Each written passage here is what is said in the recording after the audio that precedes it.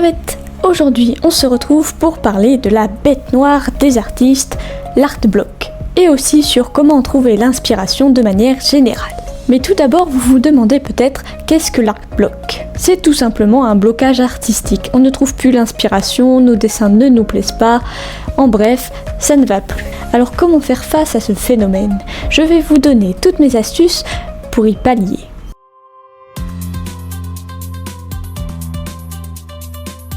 Pour trouver l'inspiration, il y a plein de manières différentes. Je vais vous expliquer celles que j'ai déjà utilisées, mais il y en a sûrement plein d'autres. N'hésitez pas à regarder beaucoup de vidéos sur le sujet, cela vous libérera de votre art block.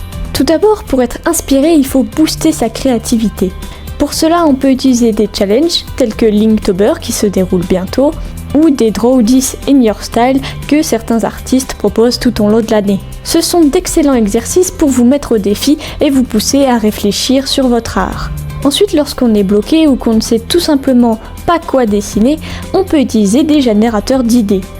Personnellement, j'utilisais Poule de Cristal, mais le site n'existe plus, alors j'utilise tout simplement ChatGPT. Je lui demande de me générer un mot aléatoire et j'essaye de faire un dessin par rapport à ce mot. Je n'utiliserai par contre jamais ChatGPT pour me créer une illustration toute faite. Néanmoins, je l'utilise pour certaines de ses fonctionnalités, notamment le fait de pouvoir générer des mots, des chiffres, ou par exemple pour m'aider à construire mon planning. Pour trouver l'inspiration, on peut également tenir un journal. Je pratique le journaling depuis quelques temps.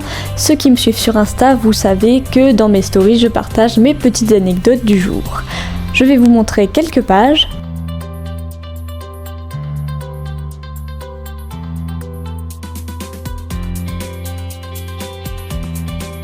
Et le fait d'écrire tous les jours des petites histoires, de dessiner des petits moments de sa vie, ça peut être très inspirant. Vous pouvez vous challenger en utilisant de nouveaux matériaux. Vous pouvez par exemple vous faire des petits bouts de papier et vous marquer un matériau sur chaque et vous piochez un matériel aléatoire.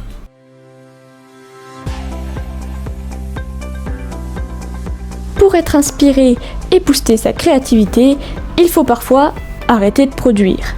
En effet, il est très important de savoir recharger ses batteries pour avoir une meilleure créativité. Pendant ce temps où vous ne créez pas, vous pouvez par exemple tenir une BIR, c'est-à-dire une banque d'images de référence. Ça va être un dossier sur votre ordinateur, votre téléphone, tout ce que vous voulez, où vous allez mettre tout ce qui vous inspire. Les dessins d'artistes que vous aimez beaucoup, des photos, des textes, tout ce que vous voulez et qui va vous inspirer. Ensuite, vous allez regarder tout ce dossier et vous allez essayer de trouver qu'est-ce qui vous plaît dans tel texte, qu'est-ce que vous aimez dans cette photo et quels sont les styles qui vous plaisent vraiment. N'hésitez pas aussi à sortir de chez vous. Vous pouvez visiter des musées, vous promener dans des parcs, dans des lieux qui vous inspirent. Vous pouvez aussi regarder des films, que ce soit des dessins animés, des longs métrages, tout ce que vous voulez. Mais pendant ce visionnage, essayez de les regarder avec vos yeux d'artiste. Analysez les plans, regardez les couleurs. Au départ, ce sera un exercice un peu difficile, mais au bout d'un moment, vous allez voir que ça va se faire tout seul. Vous regarderez votre film et vous vous direz « Ah, cette couleur-là, j'aime bien. Ah, j'aime beaucoup comment ils ont utilisé les lumières ici. » Ensuite, pour ceux qui se souviennent de leurs rêves ou qui tiennent un journal des rêves, vous pouvez vous en servir pour créer.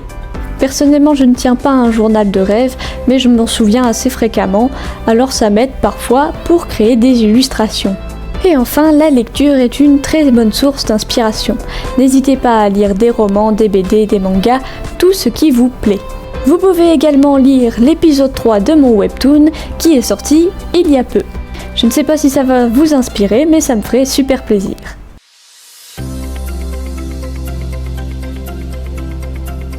En conclusion, prenez le temps de vous inspirer. Alternez entre création et temps d'inspiration.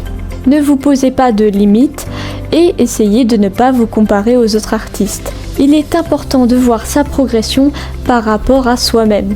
Il s'agit ici de vous surpasser vous-même et non pas donc de se comparer aux autres artistes. Nous avons tous une manière différente de créer et de progresser. Voilà, j'espère que cette petite vidéo vous a plu. Si c'est le cas, n'hésitez pas à me mettre un petit pouce et à vous abonner. Et si vous avez d'autres questions sur l'inspiration, n'hésitez pas à me laisser un petit commentaire. Sur ce, à tantôt les crevettes!